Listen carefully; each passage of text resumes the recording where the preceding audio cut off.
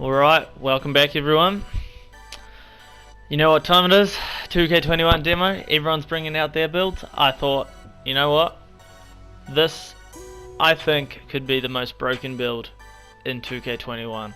It's crazy because this build, everyone's saying shooting's gonna be harder, shooting's gonna be this, shooting's gonna be that. I think this build can shoot, finish, play make, and can still hold its own on defense. Let's see if that's the case, but without further ado, let me get into it. Alright, so I've found some interesting things. So first of all, point guards are actually slower than shooting guards. Shooting guards are faster. So keep that in mind. So with this build, I went shooting guard. Left, right-handed doesn't really matter. I prefer left-handed generally for shooting. Most of this build system seems like it's similar to 2K20. As expected, the PS4 version of 2K21 will be similar. I would say the PS5 version will be entirely new game. For this pie chart, we want to go with the slashing and playmaking pie chart. As you can see, it still gets a 67 3 ball, which I honestly think will be enough to shoot with, knowing 2K and what they've done in the past, saying builds with low jump shots can't shoot, but every year they can. Now look at this, the speed's already 91. Bear in mind this is a shooting guard. So we want to go to the top pie chart for the speed. And next, here we go.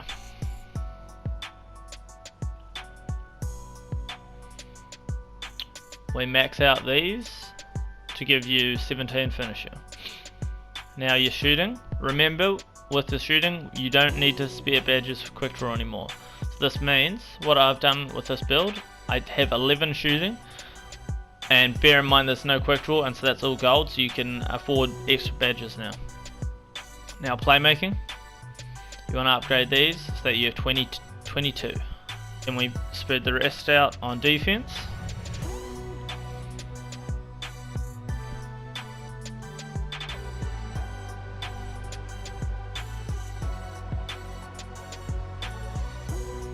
Put on defensive rebound. Hold up. Done something wrong here. Guys, I'm supposed to get 7 defensive badges.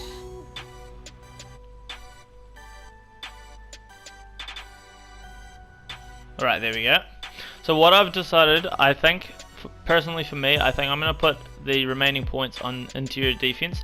Just because I could put it on block, but the thing is, interior defense allows you to contest shots, and you don't always have to block a shot to get a stop. So therefore, I think I'm going to go with that. And in total, you get 17 finishing, 11 shooting, 22 playmaking, and 7 defense.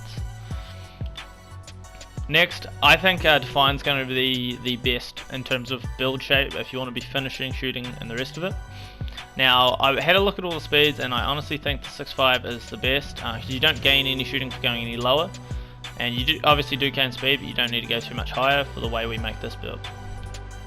Next, the weight, you want to drop this down as far as possible until you get, see how it changes between 93 and 92 acceleration. You want the 93, so that's 178 pounds. You don't need to go any lower because you don't gain anything out of it.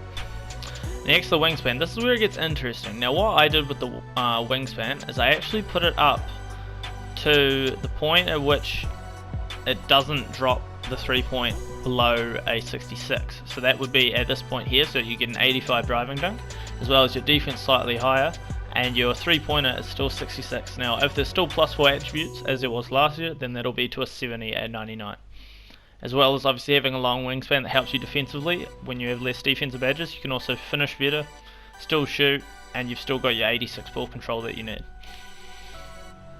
Now for the takeover, I think the best to go for is Slasher, just because I think that'll be the best fit for this build.